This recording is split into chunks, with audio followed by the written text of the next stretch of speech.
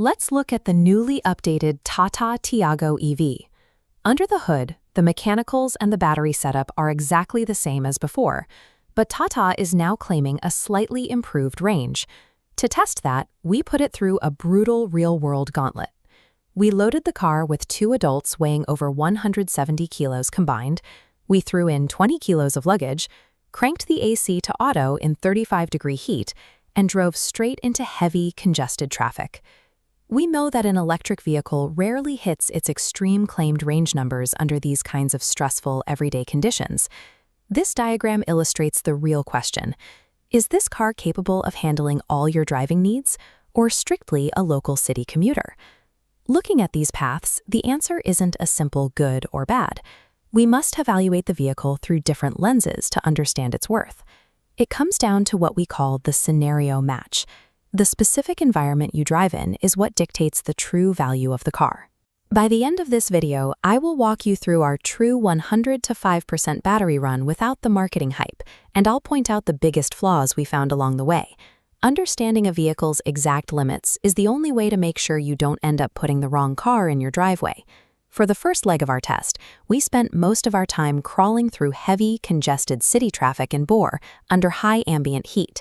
We kept the heavy passenger load and the luggage, and we set the regenerative braking to level 3 to capture as much energy as possible in the stop-and-go conditions.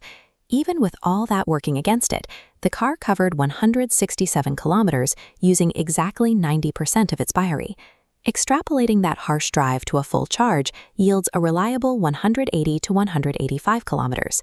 The trade-off? Hitting the extreme claimed range is impossible without clear roads and a 25-degree day.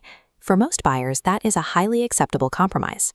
Predictability during your daily commute is far more valuable than a theoretical maximum range you will never actually use. Plus, throughout this entire grueling city stretch, the ride quality was fantastic. The suspension absorbed all the usual urban road imperfections easily. If you are an urban commuter, these numbers prove that Tiago EV entirely eliminates daily range anxiety. Things get interesting when you approach the bottom of the battery pack. We specifically needed to see what happens when you cross below the 10% threshold. We kept driving, pushing the car down into single-digit battery percentages while still out on the road. The matrix shows limp mode engages gracefully below 10%. The AC cuts out and speed is capped at 50 kilometers per hour, avoiding sudden, unpredictable battery drops.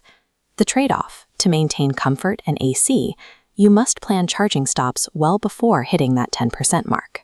When you finally plug into a DC fast charger, the car pulls around 27 to 28 kilowatts at its peak, which is a noticeable step up over the older models.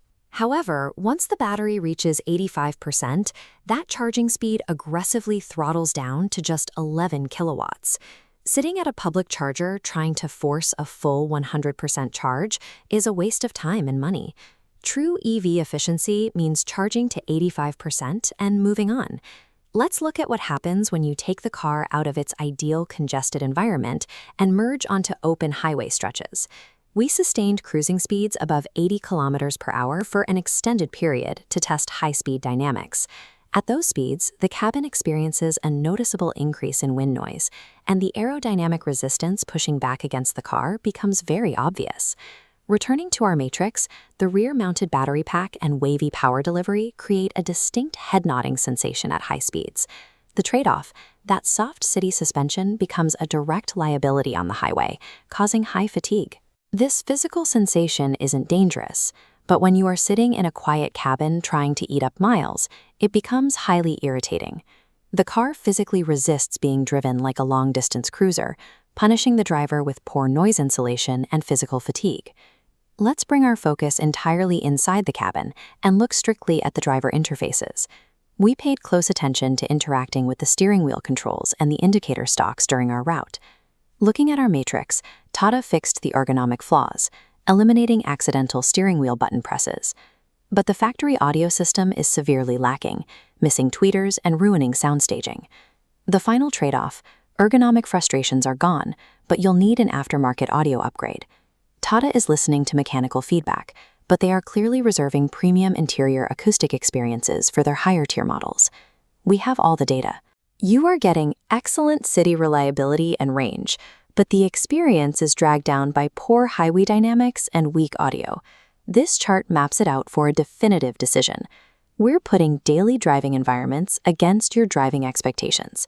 Up in the top left quadrant, we have the perfect fit. This is for buyers with a 50 to 100 kilometer commute straight through heavy traffic. For this profile, the car offers low-cost running, highly predictable low battery behavior, and plush low-speed ride quality. But down in the bottom right quadrant, we have the profile that should pass. Frequent highway travelers cruising at 80 to 100 kilometers per hour. If that is your daily drive, the wavy power delivery and high wind noise will make your long trips exhausting and frustrating. Evaluating an EV is about matching the exact engineering trade-offs directly to the reality of the vehicle in your driveway. Ignore the marketing hype. Honestly assess your daily route, weigh the limitations we've covered, and make an objective investment.